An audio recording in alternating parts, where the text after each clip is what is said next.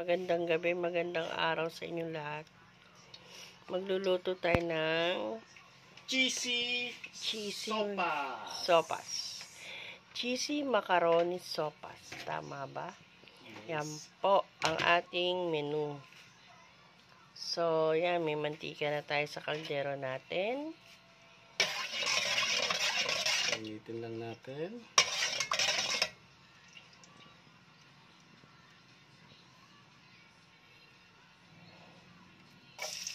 Yan. Tayo ay may bawang. Maglagay ng bawang. So, bawang muna guys. Yan. Pisa para kumatas. Umamoy ang mabangong amoy ng bawang. At tumasa sa ating pagkain. Ang ating sibuyas na puti. Okay, kasi sopas ang gagawin natin. Ganun ba yun? O depende na lang sa kanila kung ano ang yung available gusto.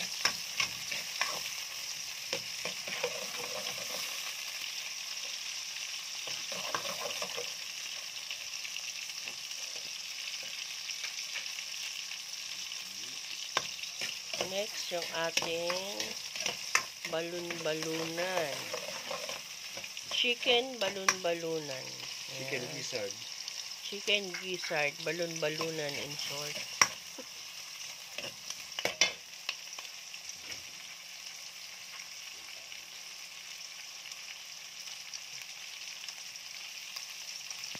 And ay ang atay ng manok.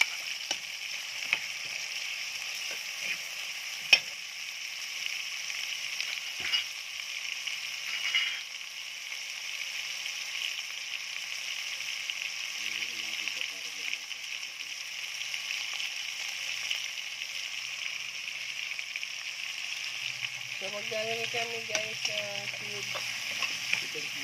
Chicken cubes yan guys, dalawa. Para mas lumasa. So, para mas malasa yung ating sopas. Ayan. Next, ang ating carrot.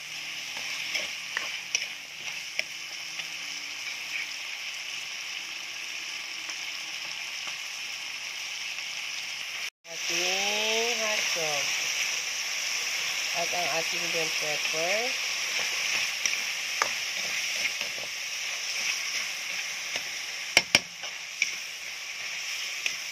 Ayan, guys.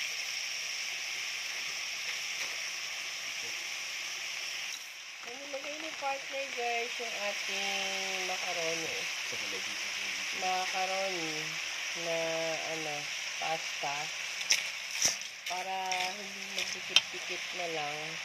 Usually ganyan Pero ibang style, nauna muna iprito yung macaroni pasta. Bago yung sangkap.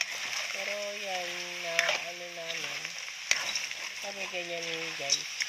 So, depende na lang siguro sa inyo mga guys. Kung ano unahin nyo. Saka ang nakuha ko sa taas na lalagyan,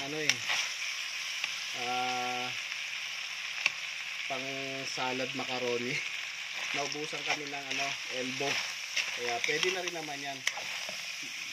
Kagandahan lang yan guys, mas manipis ang salad macaroni kaysa sa elbow macaroni. Kaya asahan nyo mas mabilis maluluto yan. Saka mas maliliit siya.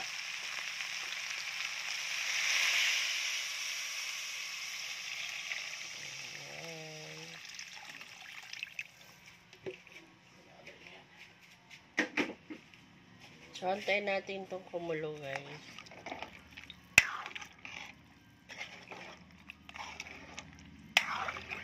Ayan, guys. So, tapan na natin.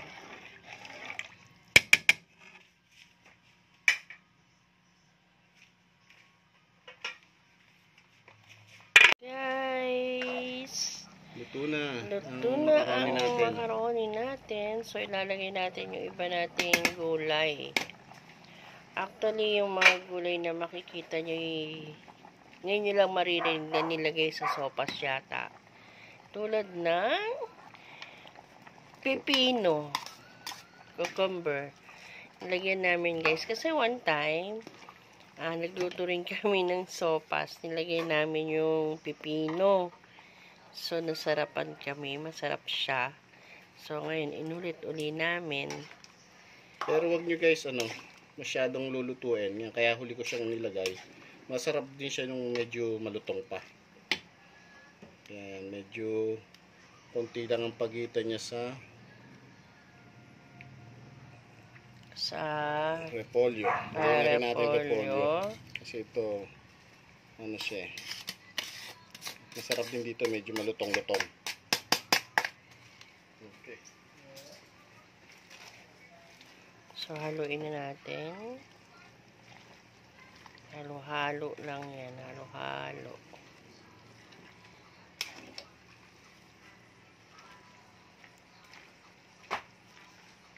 Sige na rin natin guys yung Walang tayo makitang celery kanina. Supposed to be dapat celery, kaya lang wala kayong mahagilap, kaya onion leek na lang. Pwede rin naman, pang dagdag gulay na rin. So, Pag ayan kami nagluluto, na lang kami, mga tipong kung ano available. Ganun na lang. So, ayan guys, ang aming cheesy sopas.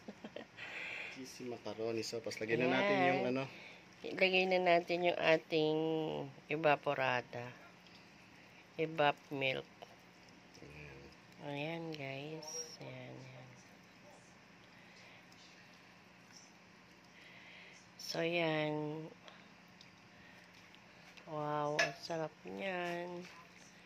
Tayo na lang natin itong kumulo pa uli. Pag kumulo, syempre, ang ating pinakahuli ay yung ating cheese. Tapos, pwede ng timplahan.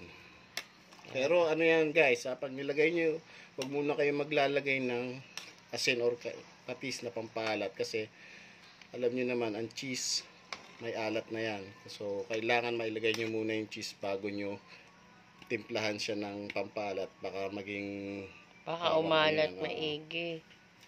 So, takpan muna natin to. Antayin natin kumulo, guys. Takpan muna natin bago natin. Ayan. Ito na, guys. Anin na natin yung takip. Ayan. Ayan, guys. Lagyan na natin ating cheese. Ayan, dami, oh. Isang cup ng cheese. Hinaan nyo lang guys kasi baka malabog na. Ano lang natin yung cheese para mag-melt siya dyan. Pag nag-melt na yung cheese sa sabaw, edi yun na yun. Pwede na tayong kumain. Titimpla na lang natin pala ng wala pa pala itong paminta.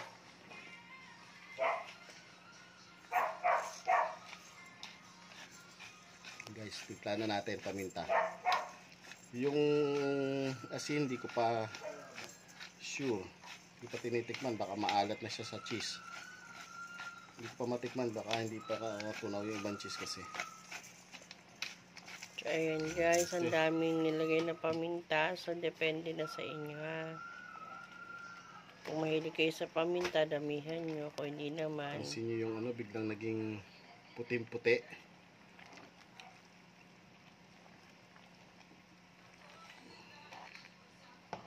Naging cheesy na siya.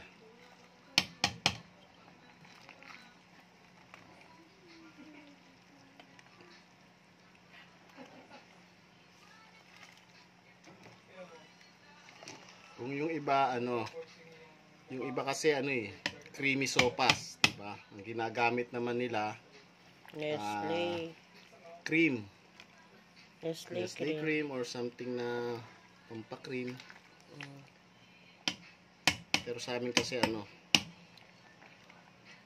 cheese ang gusto namin, kaya ayan. Pansinin niyo yung sabaw niya. Tignan natin ng konti.